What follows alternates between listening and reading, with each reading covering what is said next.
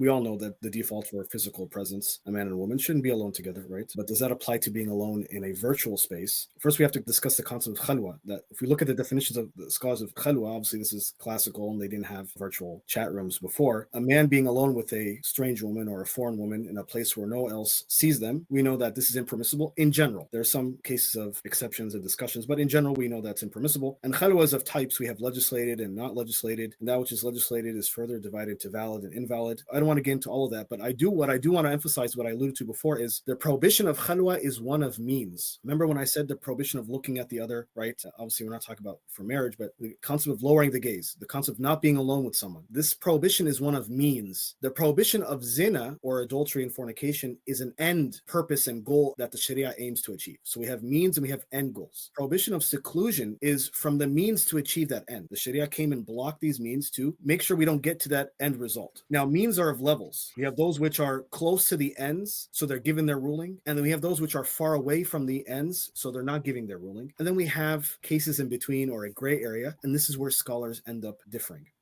So the Sharia prohibited seclusion between the genders as a form of blocking the means, and the context and place of zina was given the same ruling of the prohibition, just like zina. So you're not actually committing zina, but being alone together in a place without anyone else, that is the mawinna, right, as they say, or the place and context where zina could take place. And so it's as a means to it. This is where zina could take place, so it's given the ruling of prohibition like zina. Like that's the general concept of seclusion. And now the scholars differed when it comes to how much of sadd al-dhara'i, how much of blocking the means they take. We don't have time to get into that. But if we look at when they lift those issues that could lead to the haram, especially when it comes to fit, they allow it when there is a preponderant benefit, like I said before. That which is prohibited due to blocking the means is made permissible due to a need and preponderant benefit which outweighs that harm. And the reason I mention this is because now we're going to get to the concept of speaking with the other gender is going to be a need that we need to have to find marriage. So as opposed to picture making, adding pictures, I did not feel that adding a picture is a need or a preponderant benefit that outweighs the harm in that situation. As for speaking with someone, so here we're going to go with that which is prohibited due to blocking the means is made permissible due to a need and preponderant benefit that outweighs that harm. Now, scholars may differ on the application on this, but what I'm going to say is the default for that which is a reason for fitna, like being alone or looking and so on, the default for that which, is a reason for fitna, and we block it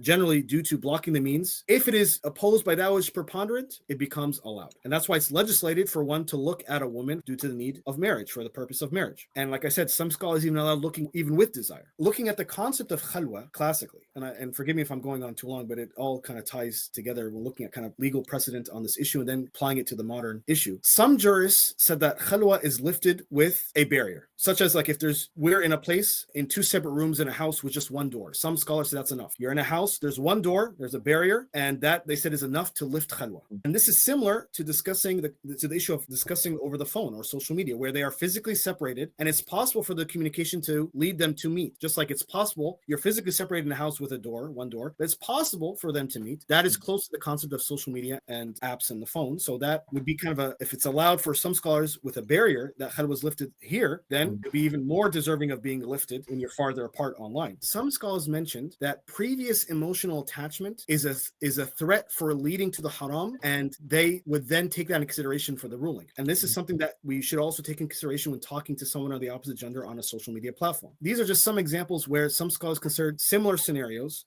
to be considered, no, there's no longer khalwa, or no, it's not enough, there's still khalwa. But the general rule is jurists were cautious regarding speaking to the opposite gender, even when it came to giving and returning the salam, and responding even to someone who sneezed and responding back from opposite genders. With that kind of introduction from our classical fiqh perspective, I would say being alone together over the internet is not considered khalwa according to the classical definitions that we alluded to, and speaking between the two genders without a need is something scholars were wary about. But here, I believe, as we mentioned before, there's a preponderant need and benefit in this situation, and that is given precedence over that which may lead to the impermissible. So I believe it would be allowed for a man and woman to speak over the phone or the marriage app or the marriage website in order to get married, as long as the known Islamic etiquettes of gender interaction are observed. And now we do take in consideration what some scholars mentioned. If speaking leads to emotional or physical attachment that brings with it fear of improper interaction taking place and so on, then the ruling would change. What I'm saying now would change. But if that's not the case, I believe it's okay. okay. And again, this would be considered a far means and not a closer means. And so I believe, and there are levels in between. I hope that this is far enough means, and at the same time, there's a preponderant benefit that would supersede and override the harm that could occur. And so, inshallah, I hope it would be allowed. And especially with some cases that are even more